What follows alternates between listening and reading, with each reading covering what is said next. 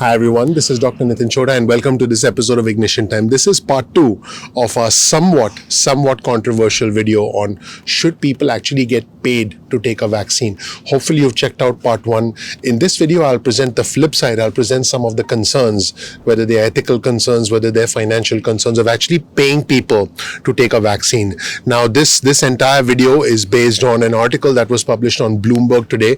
We'll provide you with the link to that article in the description section below. We always provide a link to all our references in the description section, so check that out. So, should people actually get paid to take a COVID vaccine? So, here we go. What are the objections to something like this? The first, obviously, is cost. So, let's say 270 million people, hypothetically, let's say if 270 million people were paid $1,000 each in order to be incentivized to take the vaccine, we're talking about $270 billion. That is what would have to be spent. But guess what? That is a fraction. That is a fraction of what the federal government has spent dealing with the economic fallout of this pandemic. Think about that for a second. That is a fraction of the money that they've spent, because trillions of dollars have been thrown at the problem already, and we're already talking about $2 trillion more. You know, what's $270 billion? Not too much in the grand scheme of things. So also, this is interesting, when Brookings came out with the $1,000 per vaccination proposal, which by the way I covered in the previous video, so you definitely want to check out that video. It was actually met with a lot of enthusiasm by a Harvard economist, Gregory Mankiw, who wrote in a New York Times column that he called it textbook economics. So that is interesting. So again, cost is one factor that that could be a potential problem. And let me be clear, there will be some people who will simply not get the vaccine no matter what's offered to them. There's that. But this is about asking, should individuals actually get paid to take the vaccine? And so, another concern is that if you pay someone to take a vaccine, is it inappropriate? Is it unethical? Is it considered a bribe?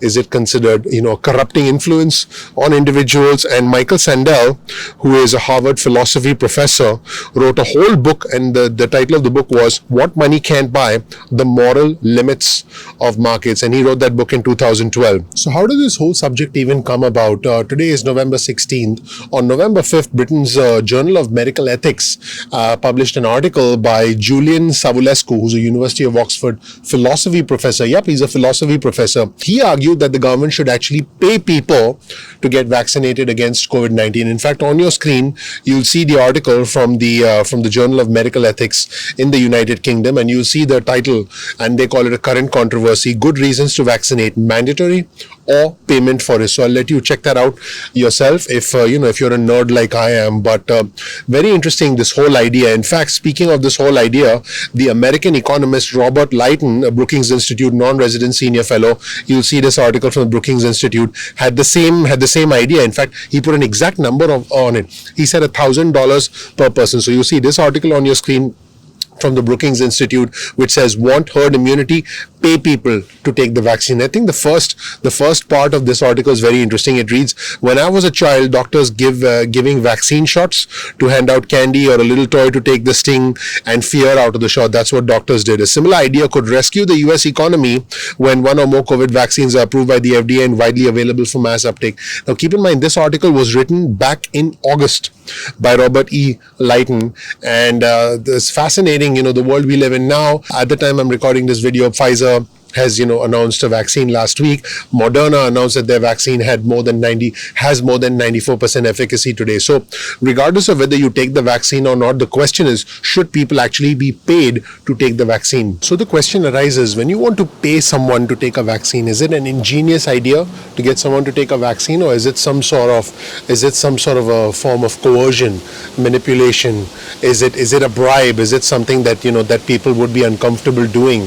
Now, the University of Oxford philosophy professor Julian Savulescu, he concludes that simply paying people to get vaccinated is much easier. He said, and I quote, "It is better that people voluntarily choose on the basis of reasons to act well rather than being forced to do so." In other words, if you can get someone to willingly, out of their own free will, want to take the vaccine, and if you incentivize them to do it, that is something that is more likely to work. Now, keep in mind that there's always a carrot or the stick approach. Do you want to incentivize someone to do something, or do you want to have a penalty for someone to not do something. I can tell you that this is actually prevalent across our day-to-day life. Let me give you a couple of examples. Obamacare, when it was first introduced, had a penalty for those who did not get insurance, and this was something that the Trump administration did away with. I believe it was called the individual mandate is what they called it. Also, within our tax law, if you as a taxpayer engage in certain behaviors that make things easier for the government, you actually get tax advantages. For example, if you create jobs,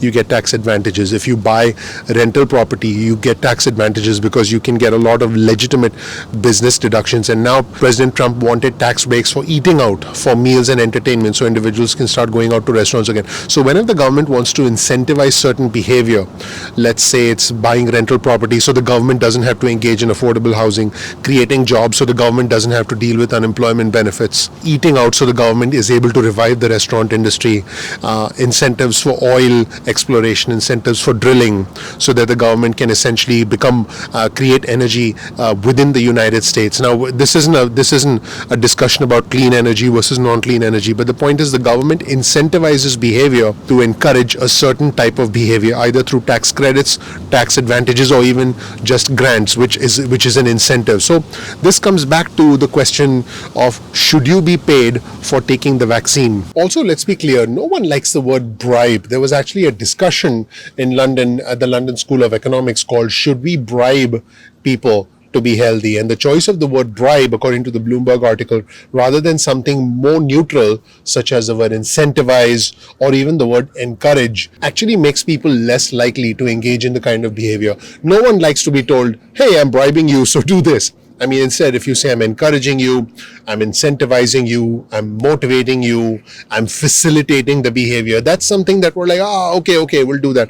No one likes the word bribe, nobody. And I don't blame someone for trying to reject the word bribe. Now, keep in mind that this is now important for us to consider in a post-pandemic world where the government will have an incentive to have more people vaccinated, because that would allow consumer confidence, that would allow the recovery to get back on track. Again, for some of my viewers who are like, I'll never take a vaccine, that's okay. Or I'm not going to take the vaccine as soon as it comes out, that's okay. That's not what this is about. This is about examining what the government is likely to do, whether it's likely to be successful in us getting back to life as we know it, because we've never faced a situation like this in almost 100 years. So since we are in a situation that we haven't been, we have to ask questions we would not normally ask. So a lot of audience members in this London School of Economics discussion, they all had strong opinions about the use of the word bribe, especially when it came to losing weight. One woman who was a doctor for Britain's National Health Service said that the payments would insult the patient's dignity, and she said it was, I quote, unimaginable that she would offer money to an overweight patient who came to see her. Others said that people are desperately short of money, so people will take the money because people are short of money, and giving money to people will work. Here's the interesting thing: giving money to someone to force a certain behavior is going to work for some people.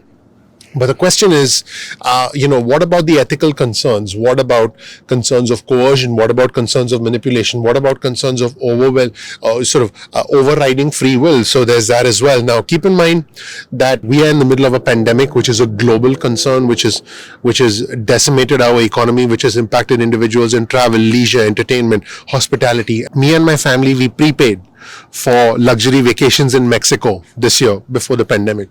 We prepaid for a cruise with the bells, all the bells and whistles. We haven't gone. By the way, she makes the decisions. I'm kind of like a butler in my own house. So I asked her, hey, do you want to go on the cruise? Do you want to get the VIP service, the concierge and all that, because we'd already paid for it. She goes, nah, not for 2 years. Are we going to get there? And that is why this discussion is happening right now. So because we cannot get into people's minds, it is difficult in practice to unravel whether undue influence is occurring. How can you differentiate it from a rational decision? In practice, if it would be acceptable to be vaccinated for nothing, it is acceptable to do it for money. In other words, if you're going to get vaccinated, if you are not incentivized, why not get vaccinated with an incentive? Concerns about undue influence are best met by implementing procedures to minimize bias and irrational decision making, such as cooling off periods, information reframing, and so on. In other words, what he's saying is if people have a chance to think about it, if it's presented very rationally without any element of bias, in other words, it's for everyone and, not for just certain individuals, that would be one example. If it was explained in a very simple way that if you take the vaccine, you're more likely to get back to work or more likely to be able to have your employer take you back. I don't know, I'm just throwing stuff out there. This then would make the individual more likely to take the vaccine. So let me know what you think in the comment section below. And also you'll find a link to these research studies from Brookings. You'll also find the article from Julian Savulescu in the British Journal of Medical Ethics. Pretty interesting stuff. You can check all of that out in the description section below. Let me know what you think in the comment section below. Thank you so much for watching, everybody. My name is Dr. Nitin Choda with Ignition Time. I really appreciate you watching. If you learned something new from this video, please consider clicking the like button. Please subscribe. Please enable notifications. We release videos at 2 p.m. East Coast time. That's 2 p.m. East Coast time. Please get your cell phone out. Send a text message with the word ignition or with the word time to 70,000. That's 70000. You'll get added to SMS alerts list going forward. You can also get on our email list. Simply go to ignitiontime.com/alerts.